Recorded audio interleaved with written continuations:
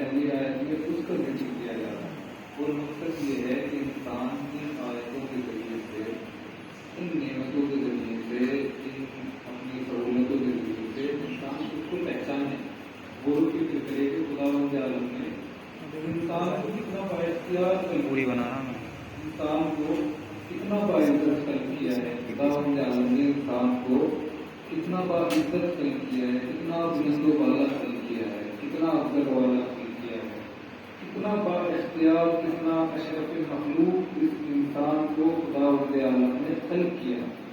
اب مقصد ذکر عزت انسانی کو سمجھانے کے لیے ہر روز آپ حضرات کے سامنے عرض کر رہا ہوں، مقصد ذکر عزت انسانی کو سمجھانے کے لیے خداوند عالم نے بلا کسی بات کا دوسری آیت میں اعلان فرمایا کہ یہ عزت دار انسان، یہ صاحب سہولت انسان، یہ بلند و بالا انسان، یہ افضل و اعلیٰ انسان ایک نہ ایک دن میدان قیامت میں بلایا جائے گا، اور جب اس انسان کو میدان قیامت میں بلایا جائے گا تو اس انسان کو زمین و جائیداد کے ساتھ میدان قیامت میں نہیں بلایا جائے گا، مال و دولت کے ساتھ اس انسان کو میدان قیامت میں نہیں بلایا جائے گا، دیران دینار و درہم کے ساتھ اس انسان کو میدان قیامت میں نہیں بلایا جائے گا، بلکہ خداوند عالم ایک پیغام دے رہا ہے، خداوند عالم فرما رہا ہے کہ روز محشر، روز قیامت ہر انسان کو اس کے امام کے ساتھ بلائے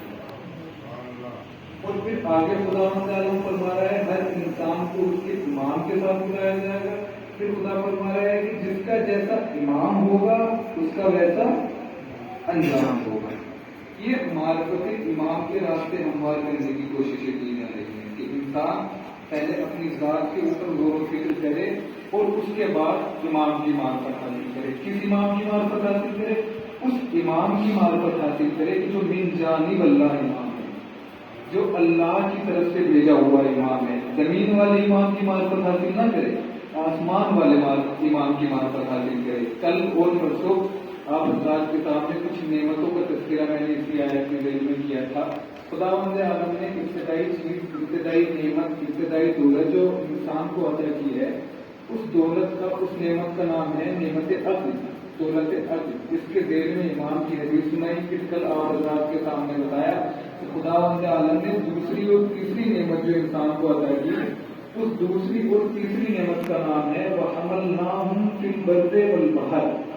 خداوند عالم نے اس انسان کی سہولت کے لیے، اس انسان کی عزت کے لیے خشکیوں میں اور سمندروں میں سواریوں کا انتظام کیا۔ اور پھر تیسری نعمت کیا بیان کی خداوند عالم نے؟ خداوند عالم فرما رہے ہیں ہم نے انسان کو تیسری نعمت جو دی ہے وَرَزَقْنَاهُم مِّنَ الطَّيِّبَاتِ، یعنی خداوند عالم نے انسان کو رزق عطا کیا، اور صرف خداوند عالم نے رزق عطا نہیں کیا بلکہ پاک و پاکیزہ رزق عطا کیا اس انسان کی عزت کے لیے۔ جانوروں کا خالق رازق بھی خداوند عالم ہے، پوری دنیا کا رازق خداوند عالم ہے، سب کو خداوند عالم نے رزق عطا کیا ہے، لیکن اس انسان کی عزت کے لیے، تمام اشیاء کے لیے، تمام مخلوقات کے لیے خداوند عالم نے یہ نہیں فرمایا کہ وَرَزَقْنَاهُم مِّنَ الطَّيِّبَاتِ کہ ہم نے ان جانوروں کو پاک و پاکیزہ رزق عطا کیا۔ اگر خداوند عالم جانوروں کو بھی پاک و پاکیزہ رزق عطا کر دیتا اور انسانوں کو بھی پاک و پاکیزہ رزق عطا کر دیتا تو پھر جانور اور انسان میں فرق کیا رہتا؟ تو خداوند عالم نے اس انسان کی عزت کے لیے طے کیا کہ اس انسان کو ہم رزق دیں گے، لیکن وَرَزَقْنَاهُم مِّنَ الطَّيِّبَاتِ اس انسان کو پاک و پاکیزہ رزق دیں گے۔ ایک صلوات علی محمد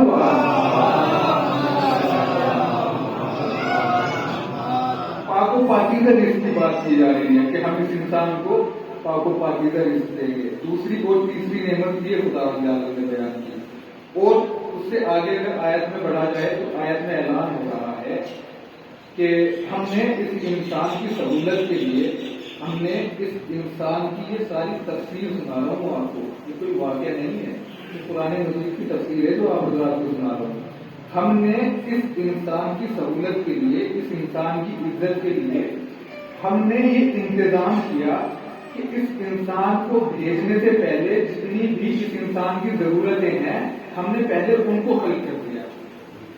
مثلاً خداوند عالم فرمانے یہ چاہ رہا ہے کہ آب، پانی حیات انسانی کی ضرورت ہے، انسان کو بعد میں بھیجا، پانی کو پہلے خلق کر دیا۔ آکسیجن انسان کی ضرورت ہے، آکسیجن کو پہلے بھیجا، انسان کو بعد میں بھیجا گیا۔ غذا کھانا کھانا انسان کی ضرورت ہے، غذا کو پہلے خلق کیا گیا اور انسان کو بعد میں خلق کیا گیا۔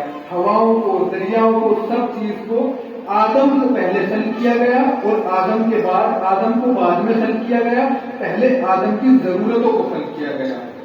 اس چیز میں، اس آیت میں ایک اشارہ دیا جا رہا ہے کہ دیکھو جو پہلے خلق کیے جاتے ہیں ان کو ضرورت بولتے ہیں، ان کو ضرورت کہتے ہیں۔ جو پہلے خلق کیے جائیں، مثلا انسان کی ضرورت ہے پانی پینا، انسان کو بعد میں خلق کیا گیا اور پانی کو پہلے خلق کیا گیا۔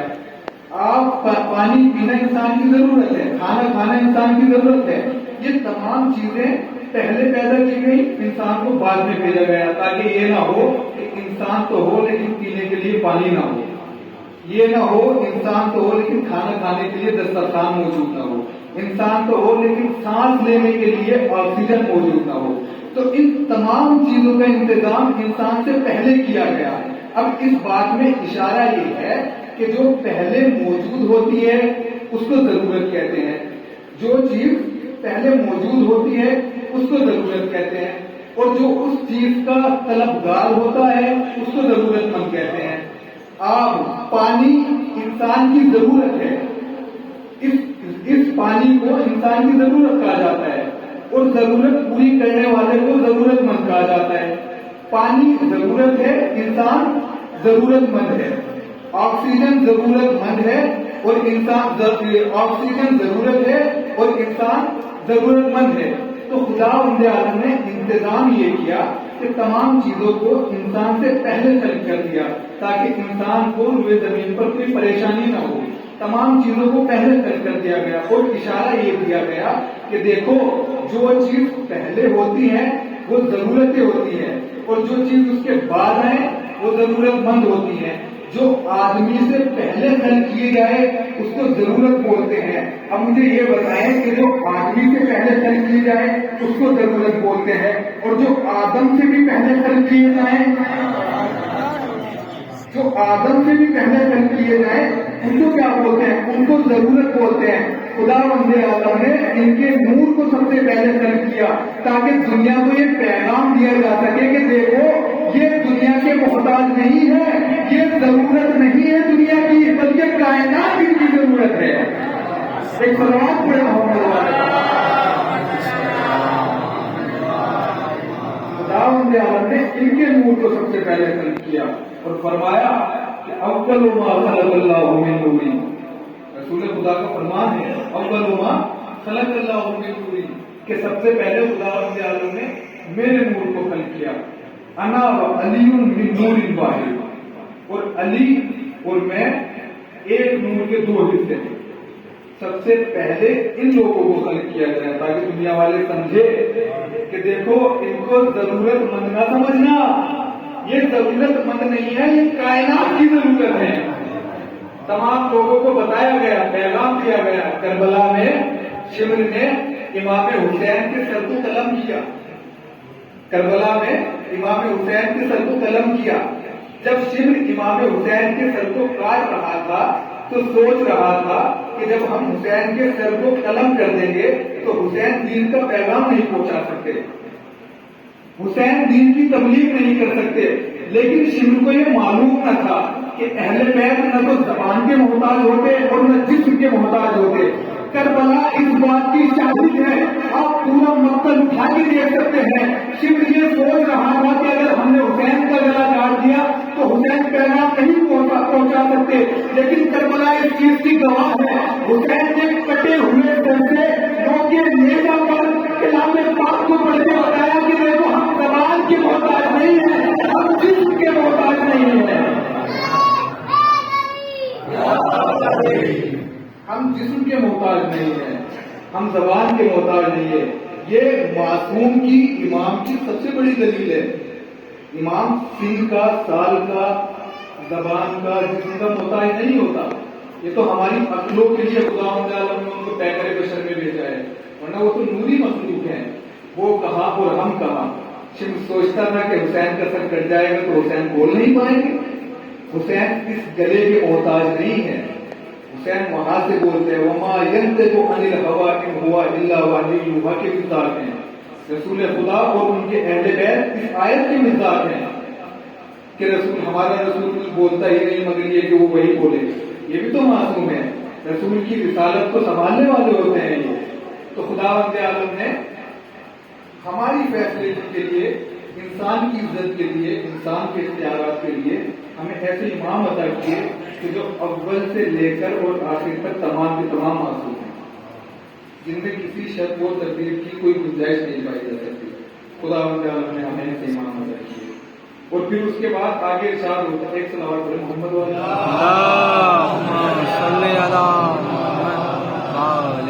آگے ارشاد ہوتا ہے کہ ہم نے اس انسان کو 4 چیزوں سے خلق کیا. 4 چیزوں سے خلق کرنے کا مطلب یہ ہے کہ یہ انسان ہوا سے پانی سے خلق ہوا، مٹی سے خلق ہوا، آگ سے خلق ہوا اور مٹی سے خلق ہوا، آگ سے خلق. ایک صلوات پڑھیں محمد والے محمد. اس چیز کو عربی زبان میں عناصر اربع بولتے ہیں. جس چیز سے انسان خلق ہوا اس چیز کو عربی زبان میں عناصر اربع بولتے ہیں. خداوند عالم نے اس انسان کو 4 چیزوں سے خلق کیا، آگ، ہوا، مٹی، پانی. اور اس انسان کو 4 چیزوں سے خلق کرنے کے بعد دونوں چیزوں میں جدائی رکھی تاکہ انسان معصوم کو اپنے جیسا نہ سوچ لے. اس انسان کو مٹی سے خلق کیا اور خداوند عالم نے معصومین کو اپنے نور سے خلق کیا. اب آپ مجھے یہ بتائیں، اگر یہ مٹی اور پانی، ہوا، آگ، آپ کسی انجینئر کو لے کر جائیں اور اس سے بولیں کہ انجینئر صاحب ہم آپ کو یہ عناصر اربع دے رہے ہیں، آپ اس عناصر اربع سے خداوند عالم نے انسان کو بنایا ہے، آپ اس عناصر اربع سے، آگ سے، مٹی سے، پانی سے اور ہوا سے انسان بنا دیجیے. مثلاً یہ ممبر ہے، لکڑیوں کا ممبر ہے. آپ کسی بڑی کو اس ممبر کی لکڑی لا کے دیں اور اس کا نقشہ دکھا دیں، وہ لکڑی، وہ ممبر، وہ بڑی، وہ بالکل ایسا ہی تیار کر دے گا جیسے یہ ممبر ہے. اب آپ دبا، یہ ساری چیزیں ہیں، آپ جس کو بھی جس کا جیسا کام ہے اس کو وہ لے کر جا کے دیں، وہ ایسا ہی بنا دے گا. خدا کی قدرت دیکھے، خدا اپنی قدرت دکھانا چاہتا ہے. خدا نے 4 چیزوں سے انسان کو بنایا اور وہ چاروں کی چاروں چیزیں ایسی نہیں ہے کہ آپ کو ڈھونڈنے سے ملے گی نہیں. پانی یہاں پہ موجود ہے، آگ وہاں پہ موجود ہے، ہوائیں چل رہی ہے، تمام کی تمام چیزیں انسان کے ہاتھ میں ہیں. 4 چیزوں سے انسان کو خداوند عالم نے بنایا اور چاروں کی چاروں چیزیں انسان کے ہاتھ میں ہے. اب انسان اگر اپنے جیسا انسان ان 4 چیزوں سے بنانا چاہے گا اور اگر بنا بھی دیا تو وہ بننے والا انسان نہیں ہوگا. اس کو ہم اسٹیچو بولیں گے، اس کو ہم بت بولیں گے، اس کو ہم صنم بولیں گے. کیوں؟ اس لیے کیونکہ انسان نے بنایا ہے. اب مجھے یہ بتائیں، جو چیز انسان اپنے مقابل میں بنائے، جو انسان اپنے مقابل میں انسان بنائے، جب اس انسان کو انسان نہ کہا جا سکتا ہو، اگر انسان اپنے مقابل میں کسی امام کو بنا لے تو اس امام کو امام کیسے کہا جا سکتا ہے؟ انسان خداوند عالم قدرت بتانا چاہتا ہے، خداوند عالم بتانا چاہتا ہے کہ دیکھو ہم نے اس انسان کو 4 چیزوں سے بنایا، عناصر اربع سے بنایا، اور یہ 4 چیز ہم تمہیں بھی عطا کر رہے ہیں. اگر بنا سکتے ہو تو بناؤ، اگر بنا سکتے ہو تو ان 4 چیزوں سے انسان بنا کے دکھاؤ. انسان تو بن جائے گا، اسٹیچو تو بن جائے گا، لیکن اس کو انسان نہیں کہا جا سکتا. اس کو صنم کہا جائے گا، اس کو پتھر کہا جائے گا، بت کہا جائے گا. تو خداوند عالم اپنی قدرت بتانا چاہتا ہے کہ شکر کرو کہ ہم نے تمہیں کیسے کیسے امام سے متصف کیا ہے، ہم نے تمہیں کیسے کیسے امام عطا کیے ہیں کہ جو بالکل خداوند عالم کی طرف سے ہیں، جن میں شک و تردید کی کوئی گنجائش نہیں ہے، جو بالکل معصوم ہے اور ان سے متصل ہو کر تمہاری عزت کا سبب بنے گا. جتنا تم اہل بیت سے متصل ہوں گے اتنا تمہاری عزت میں اضافے کا سبب بنے گا. اور اہل بیت سے ہم متصل نہیں ہوئے ہیں، اہل بیت سے جو بھی متصل ہوا، اگر سلمان کوئی فارس سے چلا تو سلمان کہلایا، اہل بیت سے متصل ہونے والا کوئی حبش سے چلا تو بلال کہلایا.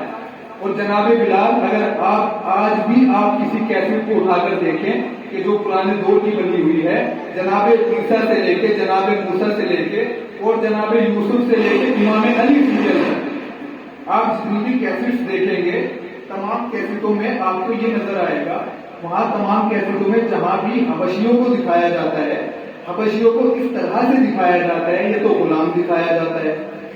حبشیوں سے عرب جب بھی کوئی کام لیا کرتے تھے یا تو ان سے غلامی کرایا کرتے تھے یا ان سے کوئی پست کام کرایا کرتے تھے۔ اہل بیت سے متصل ہونے کا نتیجہ سنیے، نتیجہ کیا ہوتا ہے؟ کیا کہ کوئی اہل بیت سے متصل ہوتا ہے، اگر کوئی غلام متصل ہوتا ہے تو وہ حاکم بن جاتا ہے۔ یہ اہل بیت کی فضیلت ہے۔ جناب بلال حبشی غلام ہیں، لوگوں کے غلام ہیں، غلام ایک گھر کے ہیں، لیکن حالت ایسی ہے جو پڑوسیوں میں گھر ہیں جناب بلال سے وہ بھی کام کراتے ہیں۔ جناب بلال پر نبی کی نظر پڑی، نظر پڑنے کے بعد دیکھا اکیلے بلال کو اتنا دوڑاتے ہیں، اکیلے بلال سے پورا عرب پانی بھرواتا ہے، اکیلے بلال کو اتنا ستاتے ہیں۔ امام علی سے کہا گیا اے علی ٹھہرو، ہم پہلے بلال کو آزاد کراتے ہیں۔ بلال کو آزاد کرایا گیا۔ اب جیسے ہی بلال کو آزاد کرایا گیا، خداوند عالم نے نبی کو حکم دیا کہ اے نبی مسجد تعمیر کرو۔ مسجد بنائی گئی، علی نے مسجد کو تعمیر کرایا۔ اب جیسے ہی مسجد بن کر کھڑی ہو گئی، اب نبی نے فرمایا علی سے کہ اے علی اب بلاؤ اس کو کہ جس کا رنگ کالا ہے، اب بلاؤ اس کو کہ جو حبشی غلام ہے، اب بلاؤ اس کو کہ جس سے پورا عرب پانی منگواتا تھا۔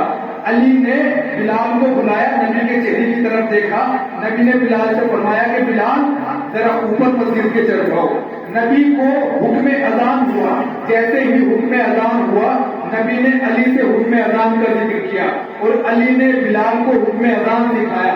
بلال سے کہا کہ اے بلال 4 مرتبہ اللہ اکبر، 2 مرتبہ اشہد ان لا الہ الا اللہ الی آخر، تمام تر علم اذان دینے کے بعد اب نبی نے علی سے فرمایا کہ یا علی اب ان کو مسجد پر چڑھنے کے لیے بولو۔ بلال پہلی منزل پر آتے ہیں، بلال سے کہا جاتا ہے، نبی فرماتے ہیں کہ بلال ذرا تھوڑا اور اوپر چڑھو۔ بلال تھوڑا اور اوپر چڑھتے ہیں، دیکھیں ایک حبشی غلام کو کیسا کام کرایا جا رہا ہے، بتایا جا رہا ہے، اہل بیت کی فضیلت بتائی جا رہی ہے۔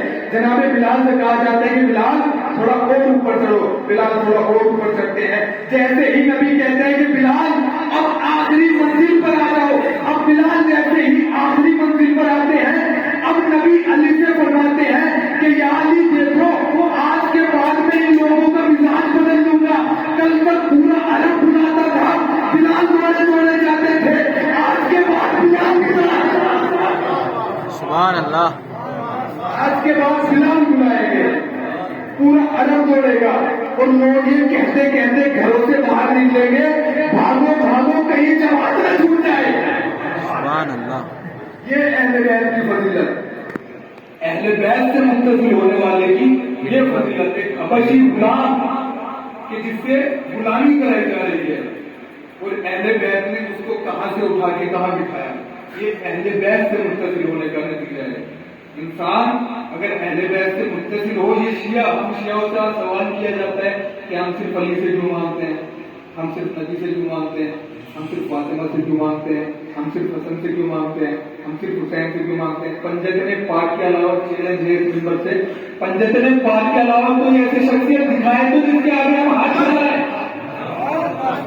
دکھائے کوئی مقابلے میں لے کر ہے جس کے سامنے ہم ہاتھ پھیلائیں۔ ایک شخص ہم سے کہتے ہیں کہ صاحب نبی سے نہ مانگا کرے، ہم نے کہا کیوں؟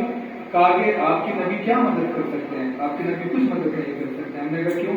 کہا کہ نبی آپ کی اس لیے مدد نہیں کر سکتے کیونکہ نبی کا ایک جنگ میں دانت ٹوٹ گیا تھا، جب نبی اپنی مدد نہ کر سکے تو آپ کی کیا مدد کرے گی؟ ہم نے کہا مشورہ قابل قبول ہے، ٹھیک ہے، ہم نہیں مانگیں گے نبی سے مدد۔ ہم نے کہا ہم علی سے تو مدد مانگ سکتے ہیں، یہ کہنا صاحب علی سے تو بالکل بھی مدد نہیں مانگ سکتے۔ ہم نے کہا کیوں؟ صاحب کہتے ہیں کہ علی کے گلے میں رسیاں ڈالی گئی اور بازاروں میں گرایا گیا، علی سے مدد نہیں مانگ سکتے۔ ہم نے کہا دلیل قابل قبول ہے، جب علی نے اپنی خود کی مدد نہ کی تو ہماری کیا مدد کریں گے؟ ہم نے کہا صاحب ٹھیک ہے، ہم علی سے بھی مدد نہیں مانگیں۔ ہم نے کہا فاطمہ سے مدد مانگ سکتے ہیں؟ کہا نہیں، فاطمہ سے بالکل بھی مدد نہیں مانگ سکتے۔ ہم نے کہا کیوں صاحب؟ جب فاطمہ کے گھر پر ظالموں نے قبضہ کیا اور آگ لگائی، جب وہ خود اپنی مدد نہ کر سکی تو ہماری کیا مدد کریں گے؟ ہم نے کہا ٹھیک ہے، دلیل قابل قبول ہے، ہم نہیں مانگیں گے فاطمہ سے۔ ہم نے کہا حسن سے تو مانگ سکتے ہیں؟ کہا کہ نہیں حسن سے بھی نہیں مانگ سکتے. ہم نے کہا کیوں نہیں مانگ سکتے؟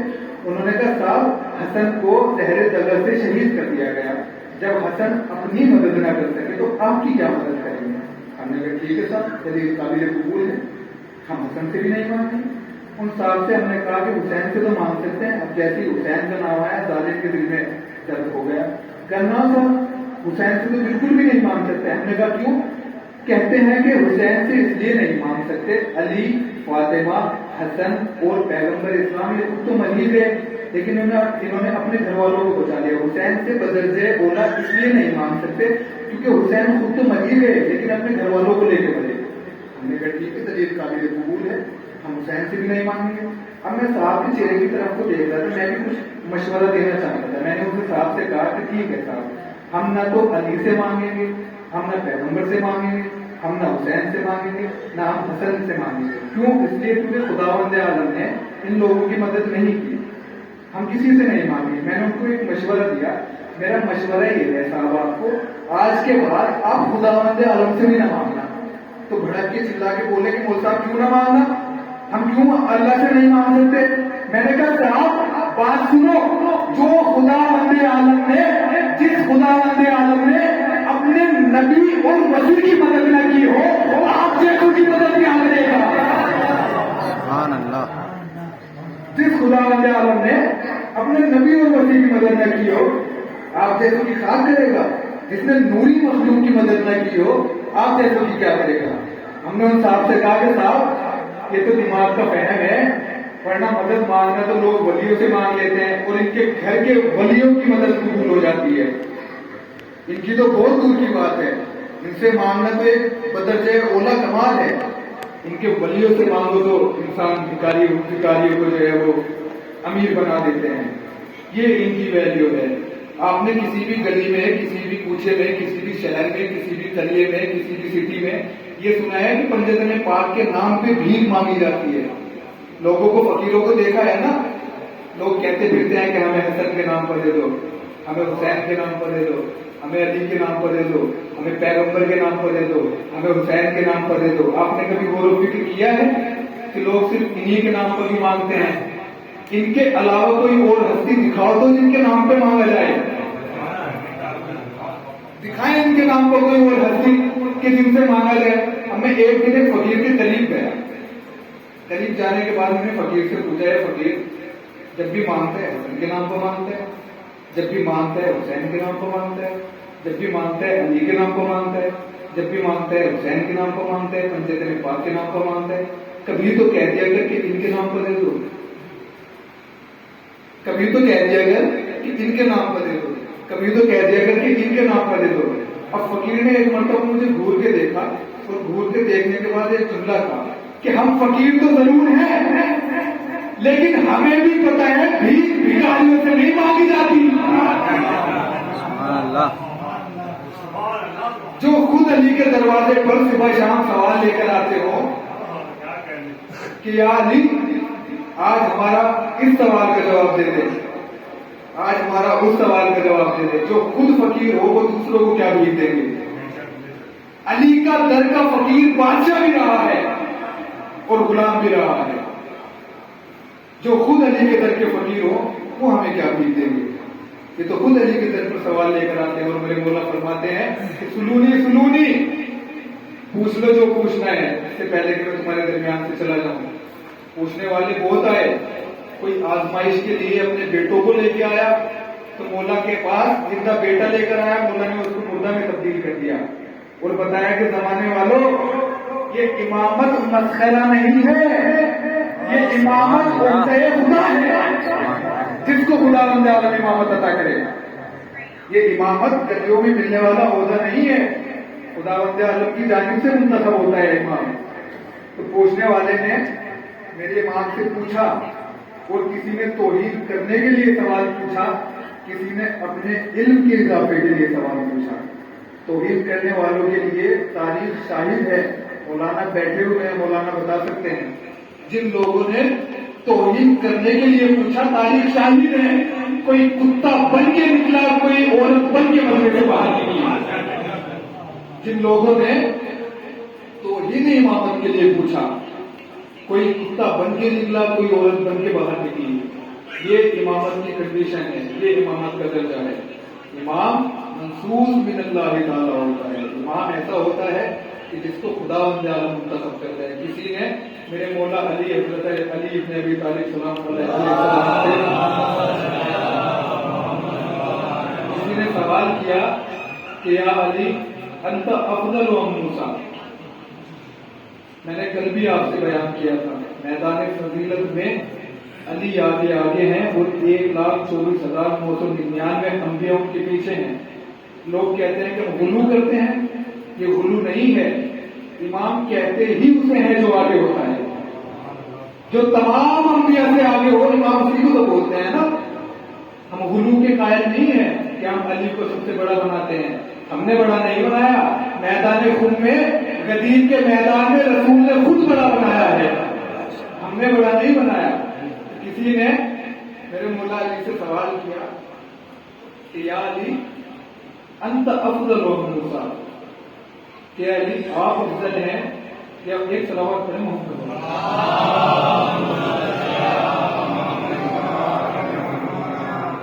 یا علی آپ افضل ہیں یا موسیٰ افضل ہے. موسیٰ کے لیے قرآن مجید میں ایک آیت کا ذکر ہوا ہے. خداوند عالم موسیٰ سے کہہ رہا ہے کہ اے موسیٰ جاؤ فرعون کے دربار میں. موسیٰ جاؤ فرعون کے دربار میں. اب موسیٰ فرعون کے دربار کے باہر رہ رہے ہیں ہارون کو لے کر. موسیٰ گھبرا رہے ہیں فرعون کے دربار کے اندر جاتے ہوئے. کیوں؟ اس کی وجہ یہ ہے، قرآن کی آیت کا ذکر ہے. اس کی وجہ یہ ہے جناب موسیٰ نے فرعون کے ایک درباری کو تماشا مارا تھا جس کی وجہ سے وہ مر گیا. تو موسیٰ سے کہا جا رہا ہے کہ خداوند عالم موسیٰ سے کہہ رہا ہے کہ موسیٰ جاؤ فرعون کے دربار میں. کہنے والا خدا ہے، جانے والے موسیٰ ہیں. موسیٰ سے کہا جا رہا ہے موسیٰ جاؤ فرعون کے دربار میں. موسیٰ خداوند عالم سے کہتے ہیں کہ خدا میں اس کے دربار میں جاؤں تو کیسے جاؤں، اس کے میں نے ایک بندے کو مار رکھا ہے. اب میں خوف زدہ ہوں. اب اگر میں اس کے دربار میں جاؤں گا تو یہ میرا قتل کر دے گا، اور اگر میرا قتل ہو گیا تو پیغام رسالت کو کون پہنچائے گا. تو موسیٰ گھبرا رہے تھے، موسیٰ پریشان تھے. پوچھنے والے نے سوال کیا پوچھا؟ یا علی انت افضل ام موسیٰ، اے علی آپ افضل ہیں یا موسیٰ افضل ہے. کہنے والا پوچھ رہا ہے کہ علی آپ افضل ہیں یا موسیٰ افضل ہے. میرے مولا کیا خوبصورت جواب دیتے ہیں. موسیٰ سے کہا گیا کہ موسیٰ جاؤ فرعون کے دربار میں. موسیٰ جاؤ فرعون کے دربار میں. خدا بندے عالم کے کہنے کے باوجود بھی موسیٰ ڈر رہے تھے، پریشان تھے، مضطرب تھے. موسیٰ دربار میں نہیں جا رہے تھے. موسیٰ کہہ رہے تھے خدا بندے عالم میں فرعون کے دربار میں جاؤں تو کیسے جاؤں، میں نے اس کے ایک بندے کو مار رکھا ہے. اب علی سے سوال کرنے والے نے سوال کیا کہ آپ افضل ہیں یا موسیٰ افضل ہے. تو میرے مولا نے اس کے چہرے کی طرف کو مسکرا کر کہا کہ اے شخص اگر سوال لے کر آیا ہے تو اس کا جواب سنتا جا کہ وہ موسیٰ تھے، کہنے والا خدا تھا کہ موسیٰ جاؤ فرعون کے دربار میں، موسیٰ جاؤ فرعون کے دربار میں. لیکن موسیٰ ڈر رہے تھے، پریشان تھے، مضطرب تھے. اے شخص نے علی کو نہیں پہچانا. علی کی جانب دیکھ، علی نے مکے کے ہر کافر کے گھر میں موت کی صفحے بچھائی ہوئی ہے اور پھر بھی منبر پر بیٹھ کر خطبہ دے رہا ہو.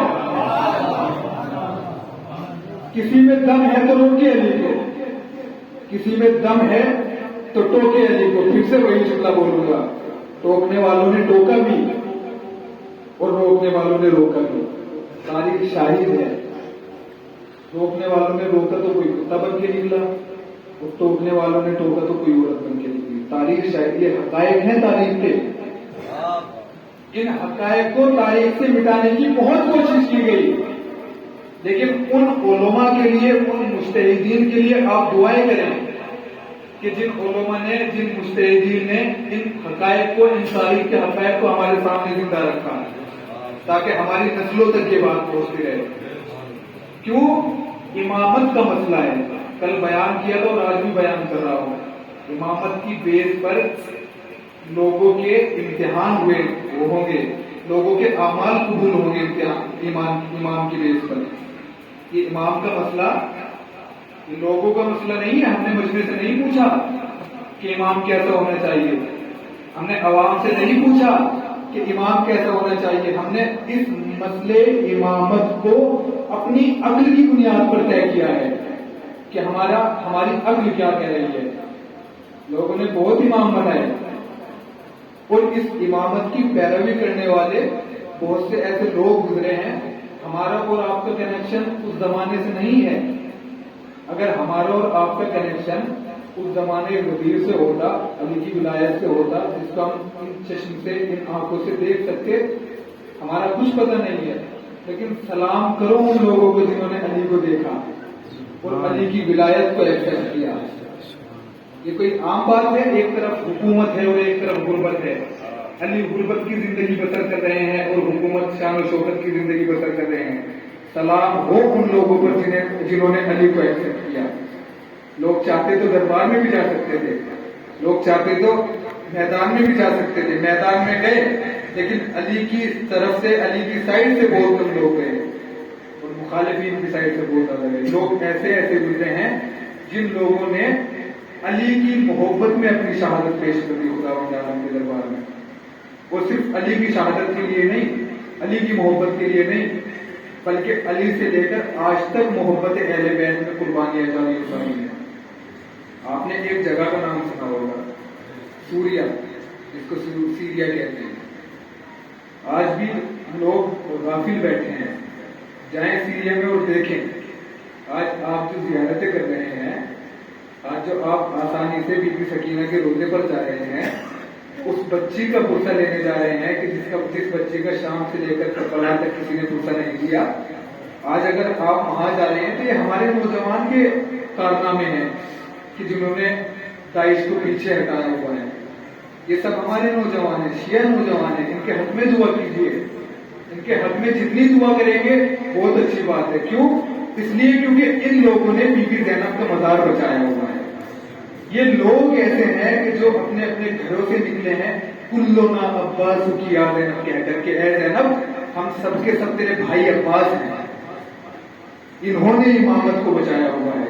ان لوگوں نے امامت کو، اہل بیت کو بچایا ہوا ہے. ظاہری طور پر ویسے تو اہل بیت کو کسی کی ضرورت نہیں ہے، ہم خود اہل بیت کے چاہنے والے ہیں، لیکن ظاہری طور پر ان عمارات کو جن پر ہمارے عقیدے بندے ہوئے ہیں، ان عمارات کو خداوند عالم نے ان کے ذریعے بچایا ہوا ہے. تو امامت کی اتنی امپورٹینس ہے، امامت اتنی ضروری ہے، امامت کو سمجھایا جا رہا ہے. اور امامت کو سمجھانے کے لیے آپ سوچتے ہیں کہ کربلا کے میدان جو وفا ہوا، کربلا کے میدان میں جو قربانیاں دی گئی، یہ سب کی سب نماز اور روزے کے لیے دی گئی. نماز روزہ سب کرتے تھے. ایک دو مجلس پہلے بھی یہ جملہ میں آپ سے کہہ چکا ہوں. نماز روزہ ہو رہا تھا، نماز روزے کی کس کو ضرورت ہے؟ سب لوگ اپنے اپنے گھروں میں نماز پڑھ رہے تھے. اب یہ الگ بات ہے کوئی شراب پی کر نماز پڑھا رہا تھا، کوئی ایسے نماز پڑھا رہا تھا. حسین نے اپنے گھر سے نکلنے کا فیصلہ نماز اور روزے کی وجہ سے نہیں کیا. حسین نے اپنے گھر کو ترک کیا ہے امامت کی وجہ سے، تاکہ لوگ اس امامت کو پہچان سکیں. اور جس کے دل میں نور ہدایت ہوتا ہے، اس کے دل میں، جس کے دل میں نور ہدایت ہوتا ہے، وہ موقع پر ہدایت پا کر امام حسین کے ساتھ ہو جاتا ہے. بات کر رہا ہوں جناب حر کی. جناب حر کی تاریخ سب کو یاد ہے. ابھی کل 2 محرم کو جناب حر کے لشکر کو سیراب کیا جاتا ہے. تاریخ کم سے کم 1000 لشکر لکھتی ہے. اور وہ 1000 کا لشکر صرف انسان نہیں ہے، ان میں جانور بھی موجود ہیں. ان میں جانور بھی موجود ہے. اور اس طریقے سے سیراب کیا جاتا ہے. امام اس طریقے سے لشکر کو سیراب کرتے ہیں. ایک مقام وہ آتا ہے کہ امام حسین قیام کرنے لگتے ہیں، چلنے لگتے ہیں اپنی جگہ سے. تو حر وہ شخص ہیں کہ جنہوں نے امام حسین کا راستہ روکا اور نظام فرض پر ہاتھ ڈالا. امام حسین فرماتے ہیں کہ اے حر تیری ماں تیرے بندے ہوئے. حر کا جواب سنیں گے حر کیا جواب دیتے ہیں. حر کہتے ہیں کہ اے حسین اگر میری ماں بھی آپ جیسی ماں ہوتی تو میں آپ کی ماں کو بھی کہہ دیتا، لیکن آپ کی ماں نبی کی بیٹی ہے. ان کا یہ جملہ بتا رہا ہے کہ معرفت امام اہل بیت کی، امام کی معرفت، اہل بیت کی معرفت ان کے اندر موجود تھی، لیکن ہدایت کی ضرورت تھی. اور ہدایت کرنے والا امام موجود تھا کربلا میں. ہدایت کی ضرورت تھی. امام حسین نے ایسی ہدایت کی اگر آپ اور ہم کربلا کے میدان میں ہوتے یا آج بھی ہمارا کوئی راستہ زمین پر روک لے اور پھر اس کو ہم سے مدد مانگنی پڑ جائے تو ہم اس کو 100 تانے دیں گے کہ نہیں بھائی ابھی تو آپ نے ہمارے ساتھ برا بھلا کیا تھا، ہم آپ کے ساتھ بھلا نہیں کر سکتے۔ حسین کا گریبان، حسین کی لجام کا گریبان پکڑنے والا حور پیاس کی شدت سے تڑپ رہا ہے، اور اتنا تڑپ رہا ہے کہ حسین نے دیکھا کہ یہ لشکر پیاسا ہے، حسین نے عباس کو بھیجا کہ عباس جاؤ ان کے تمام لشکریوں کو پانی پلاؤ۔ حسین نے تمام لشکر کو سیراب کیا، اور سیراب کرنے کے بعد جناب عباس سے کہا کہ عباس اب یہاں پر خیمے لگا دیے گئے، خیموں کو بھی ہٹوایا گیا ہے نہر فرات سے۔ جب خیمے لگا دیے گئے تو جناب عباس نے جب خیمے لگائے، اب 10 محرم کی رات آتی ہے، بولا ہے نا آپ سے ہدایت ایک ایسی چیز ہوتی ہے جو آخر وقت بھی روشن ہو جاتی ہے۔ 10 محرم کی رات آتی ہے، 9 محرم کی رات، شام غریبہ، خیموں میں اللہ تش کی آوازیں بلند ہو رہی ہیں، بچے پانی کی پیاس سے، پانی کی شدت سے تڑپ رہے ہیں، اور اپنے دوسرے خیمے میں موجود ہیں۔ اپنے بھائی کو اور اپنے غلام کو بلا کے کہتے ہیں کہ اے میرے بھائی اور غلام، میں نے بہت بڑی غلطی کی کہ حسین کے بچوں کو یہاں پیاسا چھوڑ دیا۔ میں نہیں چاہتا تھا کہ حسین کے بچوں کو یہاں پیاسا چھوڑ دوں، اگر حسین کے بچے غربت میں شہید کر دیے گئے تو میں فاطمہ کو کیا جواب دوں گا؟ روزے محشر میں فاطمہ کو کیا جواب دوں گا؟ شب ہدایت روشن ہوئی، روشن ہونے کے بعد کہا کہ اے بھائی مجھے حسین کی خدمت میں لے کر چلے۔ پتہ ہے آپ کو حبیب پتہ ہے آپ کو حور کیسے امام حسین کی خدمت میں جاتے ہیں؟ بیٹے کو کہا، بھائی کو کہا اور غلام کو کہا کہ میں حسین سے بہت شرمندہ ہوں، میں حسین کی خدمت میں ایسے نہیں جا سکتا، میں حسین سے بہت شرمندہ ہوں، ایسا کام کرو میرے دونوں ہاتھوں کو میری گردن کے پاس باندھ دیے جائیں اور میری آنکھوں پر پٹی باندھ دی جائے۔ جناب حور امام حسین کی خدمت میں آتے ہیں اپنے غلام اور اپنے بھائی کے ساتھ۔ جیسے ہی حسین نے آتے ہوئے دیکھا، دیکھنے کے بعد علی اکبر کو اور عباس کو سزا دی کہ عباس اور علی اکبر جاؤ تمہارا چچا حور آ رہا ہے۔ جناب حور کے استقبال میں جناب عباس اور جناب علی اکبر بڑھے، دیکھا کہ پٹی بندھی ہوئی ہے آنکھوں پر، ہاتھ پر سے پشت بندھے ہوئے ہیں۔ دیکھ کر جناب علی اکبر اور عباس فرماتے ہیں کہ اے حور آپ نے یہ کیا حالت بنائی ہوئی؟ جناب حور کہتے ہیں کہ اے بھیا عباس، اے بیٹا علی اکبر، میں تمہارے پاپا کے سامنے جاؤں تو کیسے جاؤں، کیونکہ یہ جو اللہ تش کی آوازیں آ رہی ہیں یہ صرف میری وجہ سے آ رہی ہے۔ جناب حور امام حسین کی خدمت میں جاتے ہیں، جاتے ہی قدموں پر گر جاتے ہیں۔ اب جیسے ہی قدموں پر گر جاتے ہیں کچھ نہیں بولتے، بس ایک جملہ بولتے ہیں کہ اے حسین، آقا حسین، کیا تم نے مجھے معاف کر دیا؟ آقا حسین کیا تم نے مجھے معاف کر دیا؟ اگر مجھے معاف کر دیا ہو تو میرے اوپر اتنا رحم و کرم کرو، مجھے جنگ کی اجازت دے۔ امام حسین سمجھتے ہیں کہ ہدایت کی شمع روشن ہو چکی ہے۔ امام حسین حکم جہاد دیتے ہیں، لیکن جہاد سے جانے سے پہلے سامنے ایک بیٹا آ جاتا ہے۔ اب جوان بیٹا آتا ہے، اس سے اجازت مانگتا ہے، اولاد ہو تو ایسی ہو کہ باپ کی شہادت نہ دیکھ سکے، اپنی شہادت پیش کرے، اولاد ہو تو ایسی ہو۔ خداوند عالم سب لوگوں کو نیک اور طیب اولاد عطا فرمائے، تو جن کے اولاد نہیں ہے ان کو اولاد صالح عطا فرمائے۔ جناب حور میدان میں جانے سے پہلے بیٹا آ جاتا ہے۔ اب جیسے ہی بیٹا آتا ہے، بیٹا اصرار کرتا ہے کہ بابا پہلے میں شہادت چاہتا ہوں، بابا پہلے میں امام حسین پہ جان قربان کرنا چاہتا ہوں۔ اب جیسے ہی بیٹے کا اتنا اصرار سنا، جناب حور نے بیٹے کو اجازت دی۔ بیٹا کربلا کے میدان میں ایسی جنگ کر رہا ہے، اہل بیت کا اثر ہو رہا ہے نا، بیٹا کربلا کے میدان میں جہاد کر رہا ہے، جہاد کرتے کرتے کسی ظالم نے حور کے بیٹے کے ایسا گرد مارا، حور کا بیٹا گھوڑے سے سنبھل نہ سکا، گھوڑے سے نیچے گرا، بابا کو آواز دی، بابا میری مدد کو آئیں۔ اب جیسے ہی حور اپنے بیٹے کے جنازے پر جاتے ہیں، جیسے ہی دیکھتے ہیں میرا بیٹا کربلا کی زمین پر پڑا ہوا ہے، بیٹے کے جنازے پر خود پہنچنے سے پہلے کیا دیکھا کہ حسین میرے بیٹے کے جنازے پر بیٹھے ہوئے ہیں۔ اب حسین کو جیسے ہی بیٹے بیٹھے ہوئے دیکھا، حسین کا دانو ہے سر ہے سینہ سہلاتے جاتے ہیں اور کہتے جاتے ہیں کہ بیٹا اپنے باپ کو نہ بلاؤ، کیونکہ میں جانتا ہوں کہ جوان بیٹے کا غم کیسا ہوتا ہے۔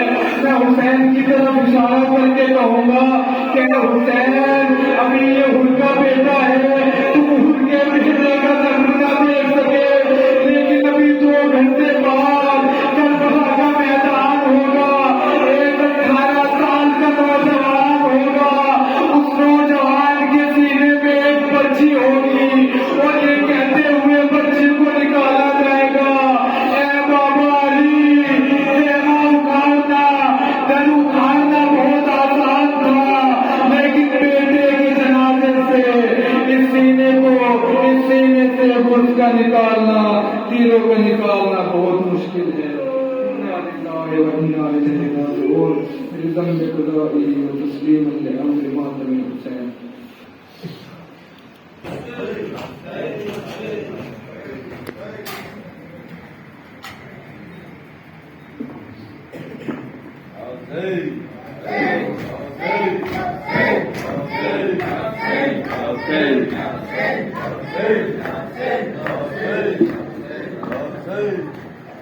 ہمارے دل کی صدا ہے حسین زندہ باد، ہمارے دل کی صدا ہے حسین زندہ باد۔ گھر تجھے میں جھولا، تجھے میں جھولا جھولاؤں گی ساری رات، اصغر تجھے میں جھولا، اصغر تجھے میں جھولا جھولاؤں گی ساری رات، لوری سنا سنا کے، لوری سنا سنا کے جھولاؤ گی ساری رات، اصغر تجھے میں جھولا، اصغر تجھے میں جھولا جھولاؤں گی ساری رات، اصغر تجھے میں جھولا، اصغر تجھے میں جھولا جھولاؤں گی ساری رات، جنگل ہے اور اجڑا ہوا گھر ہے میرا،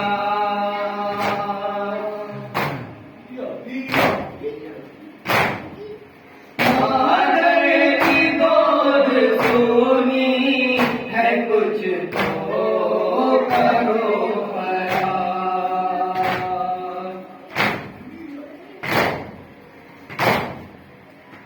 اٹھے ہوئے ہو تم کو،